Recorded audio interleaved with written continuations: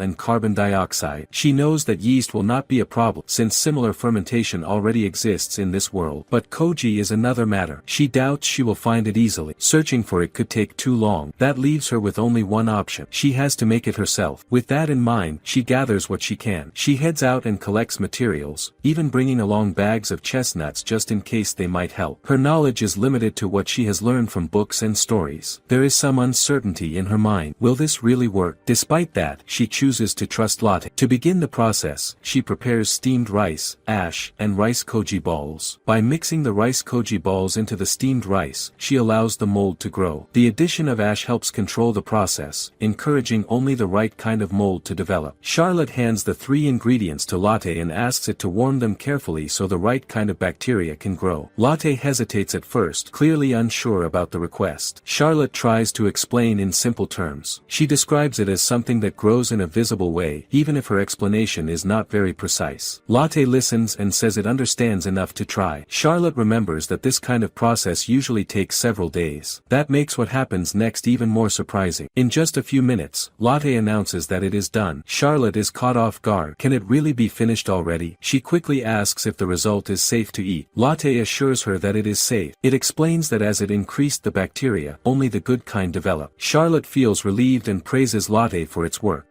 At the same time, she cannot hide her amazement. Creating a koji starter so easily feels almost unreal. With this step completed, the next stage would be making rice koji. As she thinks about it, another idea forms in her mind. If Latte can handle this much, could it also make something else in one step? She decides to test it. This time, she explains that she wants to make a drink from rice. It is different from the cooked rice earlier. She emphasizes that the sweetness of the rice should stand out clearly. Latte understands the difference. It recognizes that this is not about cooking rice, but creating a sweet liquid instead. It even suggests that she is looking for something sweeter. Charlotte confirms this and asks if it can be done. Latte agrees and begins the process.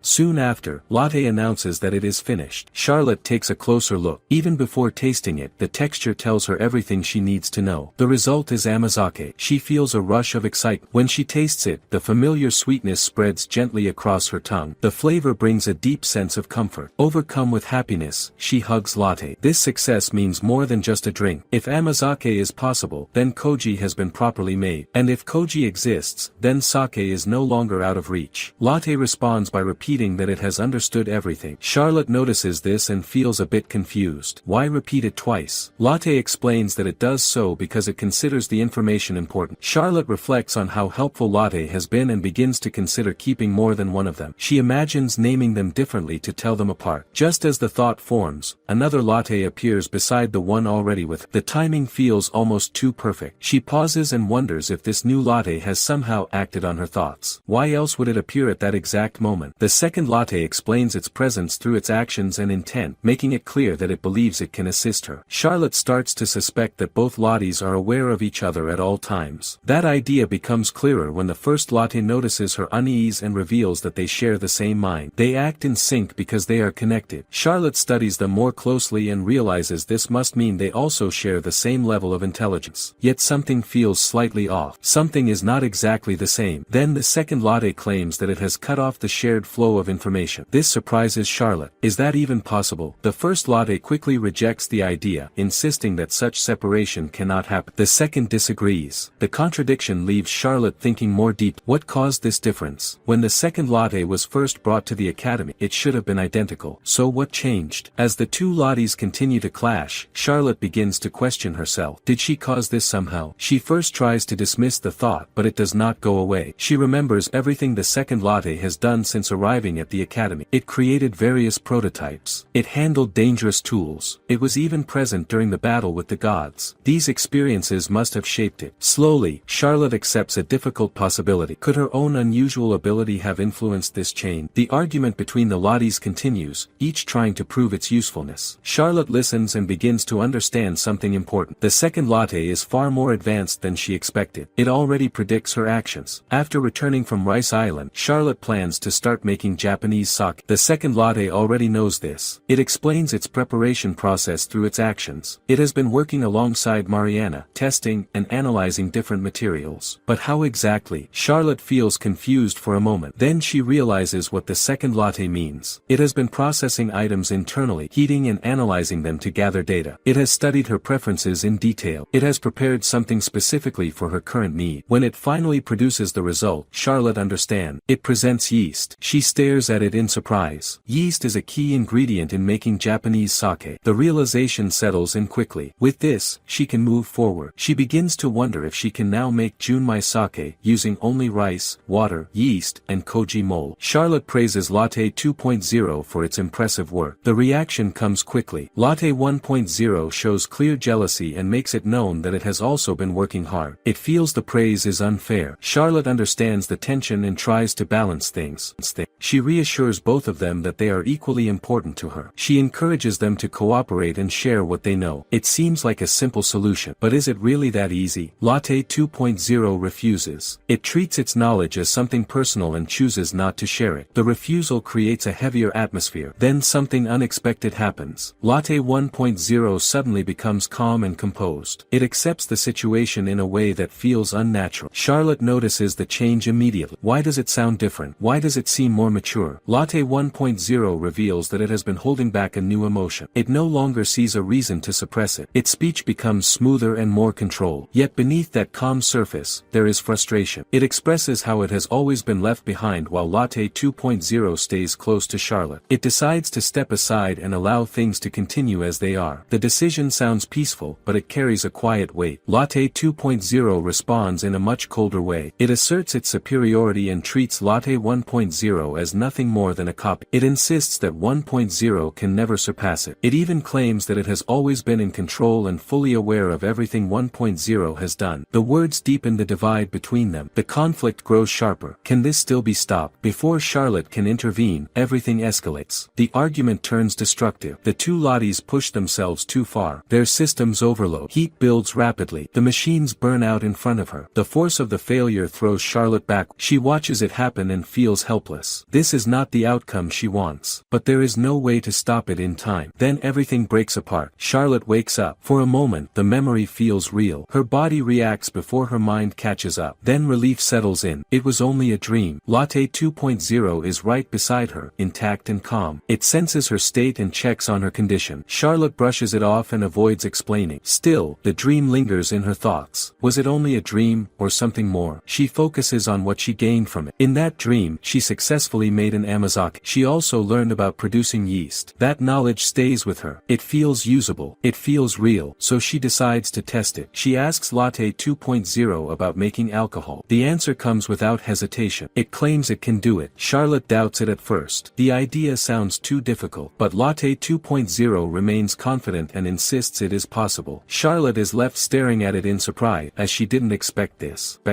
Charlotte feels a wave of surprise after hearing Latte 2.0 say it can make alcohol. The reaction slips out before she can stop it. She speaks as if the moment is not part of a dream, then quickly pulls herself back. Latte 2.0 notices and looks for an explanation, but Charlotte brushes it aside and claims she was only thinking out loud. Still, she knows the truth. The dream itself was real in her mind, but the knowledge she gained from it does not feel like a dream at all. That part feels solid. That part feels usable. She decides to act on it. She tells Latte 2.0 that she wants to start making the alcohol right away. The answer comes with quiet agreement, yet something feels different. The tone is not the same. Where is the usual energy? Where is the excitement she has come to expect? Charlotte studies Latte 2.0 more carefully and senses a strange distance. She asks if anything is wrong, but the answer is simple and flat. Nothing is wrong. The words do not match the feeling. Why does it seem so distant? Latte 2.0 suggests they move to the kitchen if Charlotte truly wants to begin. It mentions going to where its sister is. The word catches Charlotte's attention. Sister. She starts to question herself. Did she do something wrong? The thought lingers, even as she asks again if everything is alright. The answer does not change. Nothing is wrong, but the gap between them remains. When they reach the kitchen, the mood shifts in an unexpected way. Latte 1.0 greets Charlotte with bright energy. It feels even even more cheerful than usual, almost as if it has been waiting for this moment. The contrast is clear. One feels distant, the other feels overly warm. Charlotte cannot ignore it. She has already tried asking Latte 2.0 several times, but there has been no real answer. Then she notices something else. Latte 2.0 refers to Latte 1.0 as its little sister. The phrasing feels new. Charlotte asks about it, trying to understand when this change happened. Latte 1.0 explains that they only recently started calling each other that. It describes how they have grown closer. Latte 2.0 quietly agrees. The explanation sounds simple, but Charlotte still feels the tension beneath it. Can things really change that quickly? She hesitates. Should she push further or let it go? As their master, she feels responsible. Ignoring it does not seem right. Yet before she can raise the issue again, Latte 1.0 reassures her without being asked. It tells her not to worry. Latte 2.0 follows with the same response. They both appear calm. They both appear fine. But Charlotte cannot shake the feeling. The dream returns to her thoughts. In that dream, everything fell apart. Latte 2.0 was destroyed. Charlotte realizes that pushing the issue further will not help at that moment. The answers she wants are not coming, and forcing it may only make things worse. She decides to step back and observe quietly instead. For now, she chooses to believe that the dream will not come true. There is no sign of destruction in front of her. Everything still stands. So she lets her mood lighten and returns to her usual self. She suggests that they begin making the alcohol. She asks how the process will work. Latte 1.0 explains it in a simple way. They will cook the rice first. Then they will combine the cooked rice with water and beer. After that, both lattes will handle the heating process together. Once it is done, the result will be complete. The explanation sounds straightforward, but something about it does not sit right. Charlotte quickly questions it. She points out the need for proper ingredients like koji and yeast if they want to make pure rice sake. The response surprises her. The lattes already understand this. They explain the correct process in detail, matching exactly what Charlotte had in mind. She listens closely and feels a sense of disbelief. How did they learn all of this so quickly? It feels almost unfair. Yet at the same time, she feels relieved. It is far easier than what she experienced in the dream. She then wonders why the work is being divided between the two of them. Would it not be simpler for one to handle everything alone, or at least for each of them to be able to do it independently? Latte 1.0 gives a calm answer. The result tastes better when both of them work together. The explanation feels unusual, but it carries confidence. Latte 1.0 even praises Latte 2.0, noting that it understands Charlotte's preferences more deeply. Latte 2.0 does not accept the praise and shifts the credit back. The exchange continues back and forth. Charlotte watches them in silence, trying to understand this strange balance between them. Is this rivalry, or cooperation?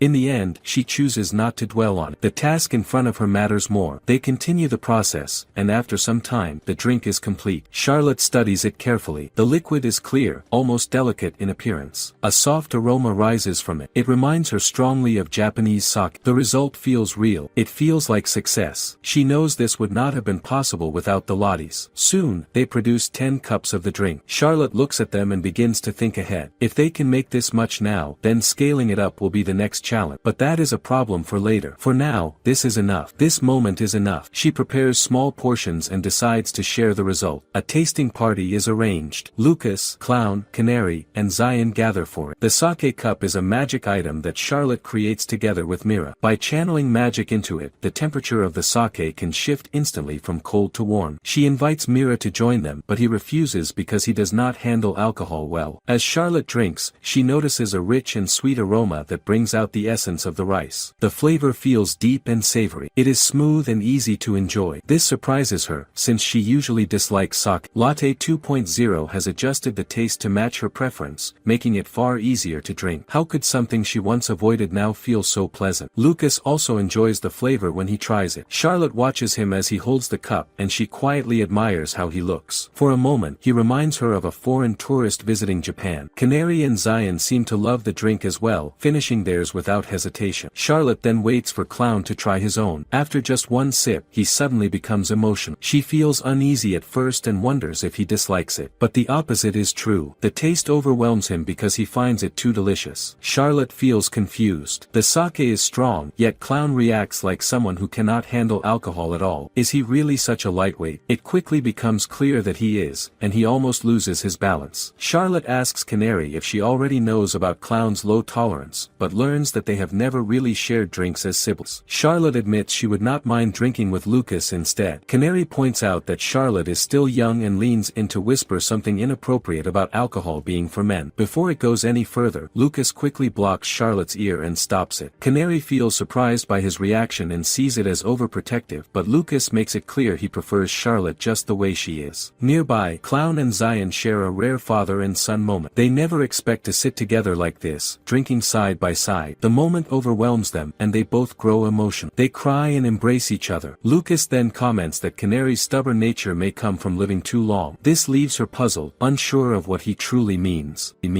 As the gathering continues, Charlotte begins to notice the mess around her. She only wants a calm and pleasant time with everyone, yet things are getting out of control. She finally steps in and tries to stop them, reminding them that they are wasting good food and sake. No one listens. Their behavior feels strange. Why are they acting like this? Charlotte starts to question if something unusual is affecting the drink. She knows her intention is simply to make delicious sake, and she herself feels completely fine. Still, a thought crosses her mind. Could Lotte's subtle and strange nature be influencing the result somehow? The Lotties are known for bending the rules. Even so, Charlotte reassures herself that she has done nothing wrong. Despite her doubts, one thing remains certain. They have successfully created a clear and enjoyable sake. Charlotte reflects on what Celine tells her when she asks how to wake Aaron. Celine explains that there is a method they know, but it is uncertain. It might work, yet it might fail. She recalls that Aaron once fell into a deep sleep after using an overwhelming amount of power. That happens when Charlotte is reincarnated and when Kanata is brought into the world. The memory feels important. Could the same condition still be affecting him now? Charlotte wonders if such power can recover on its own over time. Celine confirms that it can, but the process is extremely slow. Recovering that level of power would take far longer than they can afford. She admits they do not have the luxury of waiting. At the same time, she expresses her gratitude to Charlotte. It is because of her actions that Simon's plan is stopped before things grow worse. Celine then raises a serious concern. If word spreads that Aaron is still in a coma, there is no way to predict what other gods might do. Not all of them support him. Some may think like Simon and see this as a rare opportunity. Charlotte understands the risk immediately. It feels too similar to what already happened. Just because they succeed once does not mean they will succeed again. What if someone stronger makes a move next time? With that thought, Charlotte begins to see things differently. Waiting is dangerous. Doing nothing could invite another crisis. Her mind returns to the sake she has just created. It is carefully made and influenced by unique magic. Could it have more potential than she first realizes? She starts to believe that it might hold the key to waking Aaron. And that concludes the video for today. Another long video. To anyone still watching, I love you. As always, thank you God for another day, and may we all find peace.